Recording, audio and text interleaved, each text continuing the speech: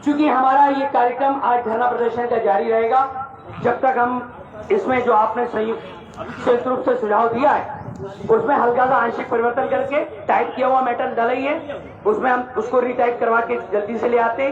जब तक हमारी ये धरना आंदोलन की सभा का कार्यक्रम जारी रहेगा, हम हमारे बहुत जांबाज साथी जो बहुत विकट परिस्थितियों में इस पदयात्रा में शामिल हुए, शिव राजपूत जो इंदौर से पधारे, हम उनको आमंत्रित कर रहे हैं, लेकिन वो कितनी मजबूरी परिस्थिति में आ रहे हैं। वो बयान कर रहे थे कि उनके पिताजी को पैरालाइसिस हो चुका है।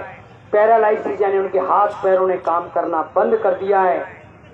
परिवार के अन्य पारिवारिक सदस्य भी गंभीर बीमारी से पीड़ित हैं, लेकिन आउटसोर्स कर्मचारियों की दर्द, वेदना और पीड़ा को देखते हुए इतनी विकट पारिवारिक परिस्थिति में भी भाई शिव राजपूत जैसा जांबाज नौजवान हमारे बीच पधारा है। जोरदार तालियों से आप लोग बहुत स्वागत करें। भाई शिव राजपूत जी आए और बहुत जोरदार तालियों से करें, क्योंकि देखिए इतनी विकट परिस्थितियों में आना आसान नहीं होता। शिव राजपूत इन बाधाओं को लांघ कर आए हैं। सचमुच हम उनको तहे दिल से शुक्रगुजार हैं, हम उनका आभार व्यक्त करते हैं। भाई शिव राजपूत आए और अपने विचार व्यक्त करें। धन्यवाद भार्गव जी।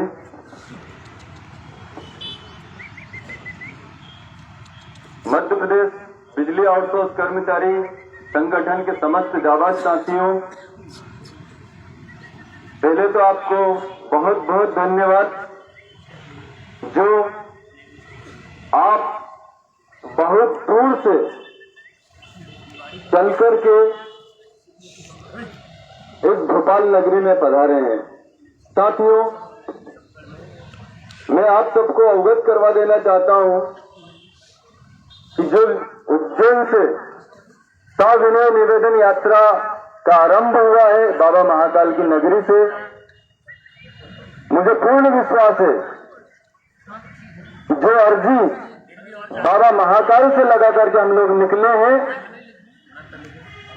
उस अर्जी को हमारे लाडले मुख्यमंत्री माननीय शिवराज सिंह जी चौहान कभी नहीं ठुकराएंगे। इस विश्वास के साथ इस यात्रा का आरंभ किया था। साथियों, एक बात जो हमारे साथियों ने अभी आकर के यहाँ पे बताई थी कि हम संविदा और नियमित की बात न करें।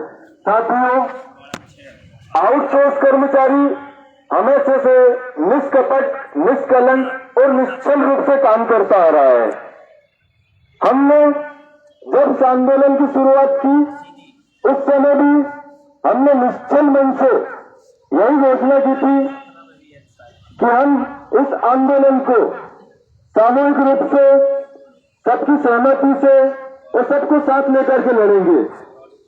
ये बात और है कि कुछ लोगों ने इन आउटसोर्स कर्मचारियों को बीच में छोड़ दिया, मझधार में छोड़ दिया और वापस अपनी नौकरी के डर से वो नौकरी पर चले गए। लेकिन मेरा इन लोगों से ये कहना है कि समय सबका आता है। आज यदि हम लोगों का समय खराब है तो एक दिन ये समय आपके सामने भी आएगा और आपको भी भुगतना पड़ेगा। कहने को बहुत कुछ है साथियों, लेकिन बस मैं कुछ ही बातें आपके सामने रखूंगा। मैं आप लोगों को इतना आश्वस्त करके जाऊंगा आज यहाँ से कि यदि पहले तो हम यही उम्मीद से आए हैं, जिस उम्मीद से आए हैं कि हमारे मामा माननीय शिवराज सिंह जी चौहान हमें खाली हाथ नहीं जाने देंगे, लेकिन फिर भी किसी कारणवश हमें ऐसे निराशा हाथ लगी तो साथियों विश्वास रखिएगा, ये लड़ाई, ये आंदोलन तब तक खत्म नहीं होगा जब तक कि प्रदेश का प्रत्येक आउटसोर्स कर्मचारी अपनी नौकरी पर वापस नहीं आ जाता। मैं इन्हीं शब्दों के साथ अपनी वाणी को विराम देता हूं और हमारे संगठन के प्रदेश महासचिव श्री नितिन गावंडे जी आए, उनका तालियों से जोरदार स्वागत कीजिए। साथियों, बहुत अच्छे वक्ता हैं, धन्यवाद। इंकलाब इंकलाब। यहाँ पर शाहजादी पार्क में जो लोग आए हैं वो भारतवर्ष के इतिहास में जिस प्रकार हमारे शहीदों ने अपने कुर्बानी देकर आज भी जिनके नामों को हम लेकर बड़े बड़े आंदोलन करते हैं, भगत सिंह, सरदार भगत सिंह, चंद्रशेखर आजाद जी, सुखदेव जी, राजगुरु जी, सुभाष चंद्र बोस। भाइयों, ये भारतवर्ष अंग्रेजों की 400 साल गुलामी करते रहा। 400 साल गुलामी करने के बाद आपके ही जैसे जाबाज और जो दिलेर लोग थे, उन लोगों ने इस गुलामी की जंजीर को तोड़ने के लिए कई सारे आंदोलन किए। भाइयों, आप ये ना सोचे कि आप कम है, परंतु जो है आप ही लोग जो आज यहाँ बैठे हैं वही लोग इतिहास बदल सकते हैं। भीड़ तो बहुत सारे लोगों की होती है, सुओं की और सैकड़ों भीड़ लेके नहीं लगा जा सकता है, क्योंकि जब जहाज डूबता है तो सबसे पहले चुभ ही उसको छोड़ के भागते साथियों। और जो लोग शेर और दिलेर होते हैं वो आगे होकर लड़ते हैं और सभी लोगों की लड़ाई भी लड़ते हैं। ऐसे ही भारतवर्ष के इतिहास को रचने वाले जो वीर संग्रामी पुत्र, जो असली भारत माता के सच्चे सपूत होने का अपना दावा उन्होंने पेश कराया कभी भी, और इस भारतवर्ष को आजादी दिलाई है, उसी प्रकार मैं बोलना चाहता हूँ और आप सभी साथियों को धन्यवाद देना चाहता हूँ कि आप वही भारत माता के वीर सपूत और वही साहित्य का क्रांतिकारी साथी हो जो इतिहास को भविष्य में बदलेंगे। साथियों, मैं आपको ये बताना चाहता हूँ कि जब हमारे शिवराज सिंह मामा जी अभी 18 माह के बीच जब कांग्रेस की सरकार आई थी और वही आंगनवाड़ी महिला कार्यकर्ताओं के साथ में बोलते हुए पाए गए थे कि भारत एक संपूर्ण और स्वतंत्र राष्ट्र है।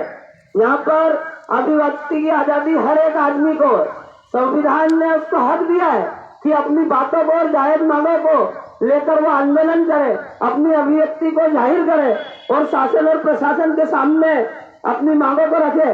परंतु जब वही मामा जी उनकी सत्ता में वापस आते हैं तो इन कर्मचारियों की जायज मांगों को लेकर और आंदोलनों को लेकर वो अब अभिव्यक्ति की आजादी को समझ नहीं पा रहे हैं।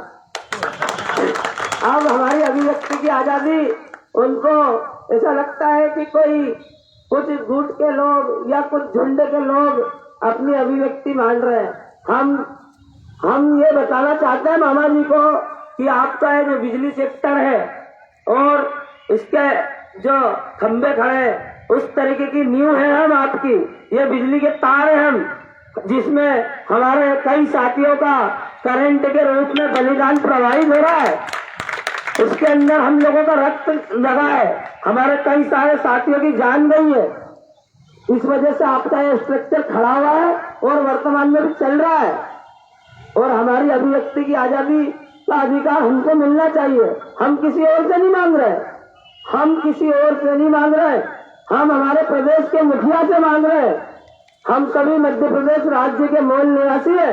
मामा जी, हम अभी तक आपको पूर्ण सहयोग हमारे कर्म से, धर्म से और वोट से भी करता है, परंतु यदि आज आपने हम लोगों की अनदेखी करी तो वास्तव में हम आपको बता देंगे कि भविष्य में जिस तरीके से आप पहले 18 माह पूर्व जब बोले थे कि स्वतंत्रता की अभिव्यक्ति की आजादी होना चाहिए, उसी परिस्थिति पे आपको भी वापस आके ऐसे आंदोलन करना पड़ेंगे और हम लोगों के साथ खड़े रहेंगे। आप फिर देखा जाएगा उस दौर को। तो साथियों, मैं तो आप सभी लोगों से यही कहना चाहता हूँ कि कोई बात नहीं है, हम मुट्ठी भरी सही, परंतु हम दिलेर लोग हैं, आगे बढ़ेंगे और जीतेंगे भी। और यदि ये लड़ाई, यदि हमारे को शासन ये सोचता है कि दबा के और कुचल के छोड़ देगा, तो भारत का संविधान से बड़ा कोई ना तो कोई नेता है न कोई अभिनेता है। जो अभिनेता थे वो 1-2 दिन का अभिनय करके और हमारा साथ छोड़ के भाग गए। अब ये नेता जो लोग बैठे हैं वही लड़ रहे हैं और शासन ने भी बड़ी चतुराई से अभिनय करके और हम लोगों को आश्वस्त करा कि हम आप लोगों को एक भी किसी कर्मचारी को निकलने नहीं देंगे। और बड़े ही अभिनय के साथ में नेताओं ने अभिनय करा, नाना प्रकार की जगहों पे करा।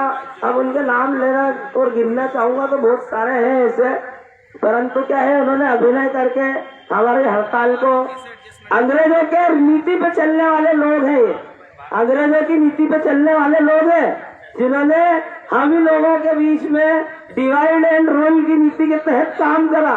वो गोरे अंग्रेज थे जो देश को खा गए, टोटे करा गए, जो आपने गद्दार पिक्चर में भी देखा होगा। इसी प्रकार की व्यवस्थाएं हमारे बीच में इन काले अंग्रेजों ने कर दी, जो हमारा ही नेतृत्व कर रहे हैं और हमारे बीच में फूट डाल के उन्होंने हमसे वोट भी लिए, सहयोग भी लिया, कार्य भी करवाया और आज उनकी व्यवस्थाओं को संचालित भी कर रहे हैं, परंतु वो हमारे विषय में सोच नहीं रहे। हम उनसे अंतिम बार ये कहना चाहते हैं कि एक बार आप सोच लो, अन्यथा इसका परिणाम भविष्य में वोट के तहत भी हमारे ये जो 1500 परिवार नहीं है, भले हमारे कुछ साथी जो आज वो डर के हमारे काम करने चले गए, परंतु यदि हम 1500 कर्मचारियों के साथ में अन्याय होगा तो वो बिजली विभाग के क्या संपूर्ण मध्य प्रदेश के 36 विभागों के जितने भी कर्मचारी है, आउटसोर्स के जितने भी कर्मचारी है, 3.5 लाख के कर्मचारी है भाई। एक हाँ, वो ठीक है, जो बिजली विभाग के अलावा मध्य प्रदेश शासन के पास 36 डिपार्टमेंट है और उन 36 डिपार्टमेंट में 3 लाख या 4.5 लाख आउटसोर्स कर्मचारी है। आप उसका अनुमान लगा लो, उनके साथ उनके परिवार भी दूसरी दिशा की ओर देखना चाहेंगे और सत्ता परिवर्तन हो सकता है फिर। इसलिए हम आपको अंतिम रूप से चेतावनी दे रहे हैं कि इन गरीब लोगों की वापसी पुनः बहाली कर दे, अन्यथा आपकी बहाली करने के दिन आ जाएंगे। धन्यवाद साथियों। अगले वक्ता के रूप में भाई योगेंद्र पिछले जी, हमारे जाबाज साथी, बहुत सभी को समन्वित रूप से इकट्ठा करके और